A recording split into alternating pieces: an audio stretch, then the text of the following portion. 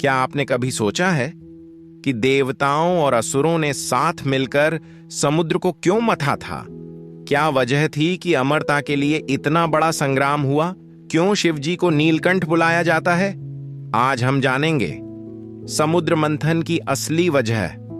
यह सब शुरू होता है जब देवराज इंद्र को महर्षि दुर्वासा ने श्राप दिया।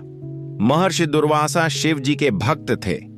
उन्हें नारद मुनि से शिव जी से प्राप्त हुई एक वैजयंती माला मिली, जो माला महर्षि दुर्वासा ने इंद्रदेव को दी। परंतु अपने अहंकार के कारण उन्होंने ये माला अपने हाथी ऐरावत के मस्तक पर रख दी।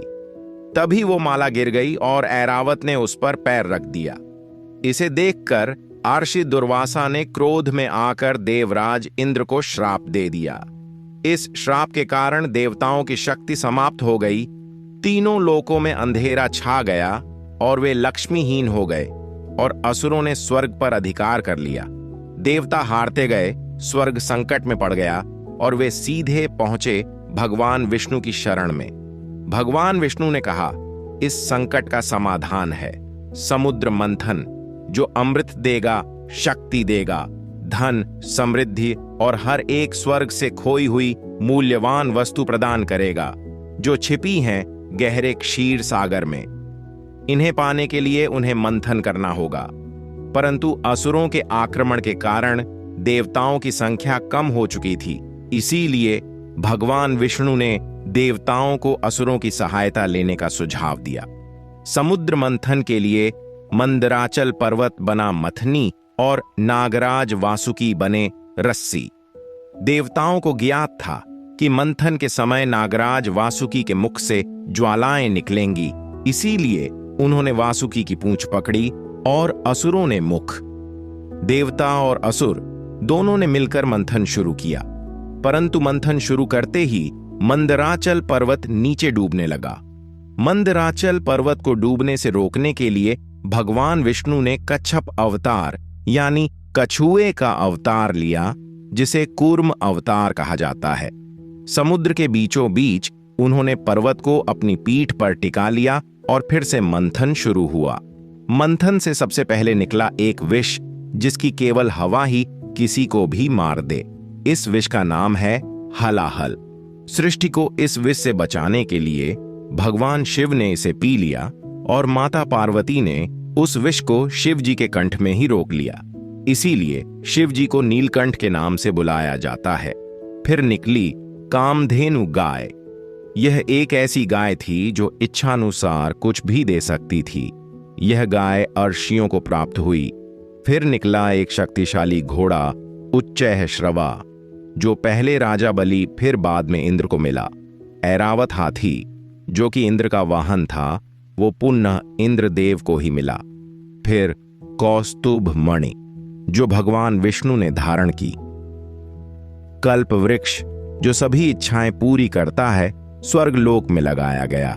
फिर अप्सरा रंभा, जो कि स्वर्गलोक में देवताओं के लिए दी गई।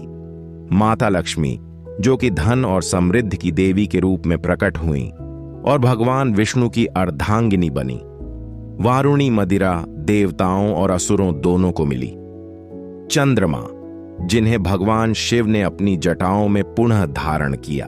शारंग धनुष, जो बुराई पर अच्छाई की जीत दिलवाता रहेगा, भगवान विष्णु ने धारण किया। फिर पांचजन्य शंख, जब जब बुराई को हराने के लिए युद्ध शुरू होगा, तब तब यह शंख बजाकर उस युद्ध की घोषणा की जाएगी। भगवान विष्णु ने इसे धारण किया। आखिर में जिसका सबको इंतजार था, अमृत। वह अमृत धन्वंतरि, जो कि आयुर्वेद के सबसे बड़े ज्ञानी थे, लेकर प्रकट हुए और समुद्र मंथन समाप्त हो गया और नागराज वासुकी को शिवजी ने वापस से अपने गले में धारण कर लिया। नागों की त्वचा ठंडी होने के कारण नागराज शिवजी के कंठ को ठंडा रखने में भी मदद करते हैं। फिर शुरू हुई अमृत बांटने की प्रक्रिया। जैसे ही धन्वंतरि अमृत को लेकर प्रकट हुए, 3 असुर उसे लेकर भाग गए। उनसे अमृत वापस लेने और अमृत को देवताओं में बांटने के लिए भगवान विष्णु ने मोहिनी अवतार लिया। उनका यह मोहिनी अवतार इतना सुंदर था कि उन्होंने असुरों को छलकर अमृत उनसे वापस ले लिया और कहा कि जब सारे असुर अमर होकर बाकी सारे देवताओं को मार देंगे तो वो राज किस पर करेंगे। यह सुनकर असुर देवताओं के साथ अमृत बांटने को तैयार हो गए। भगवान विष्णु ने अपने मोहिनी अवतार में अमृत बांटना देवताओं से शुरू किया, पर असुरों में एक असुर था जिसका नाम था कालकेतु। वो भगवान के षड्यंत्र को समझ गया और देवता का रूप लेकर देवताओं के बीच खड़ा हो गया और अमृत प्राप्त कर लिया। तभी चंद्रदेव और सूर्यदेव ने राहु को पहचान लिया कि ये देवता नहीं, असुर है। यह देखकर भगवान विष्णु क्रोधित हो गए और राहु का सिर धड़ से अलग कर दिया। असुरों के इस छल के कारण सारा अमृत देवताओं को ही प्राप्त हुआ।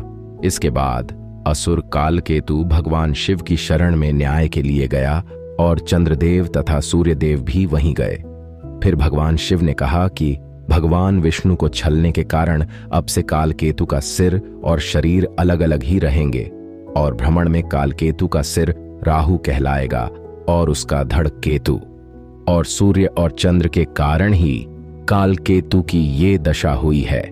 इसीलिए समय समय पर राहु और केतु सूर्य और चंद्र पर ग्रहण लगाते रहेंगे। अगर आपको ये वीडियो पसंद आई हो तो लाइक करें, शेयर करें और द सेक्रेड हब को जरूर सब्सक्राइब करें। धन्यवाद।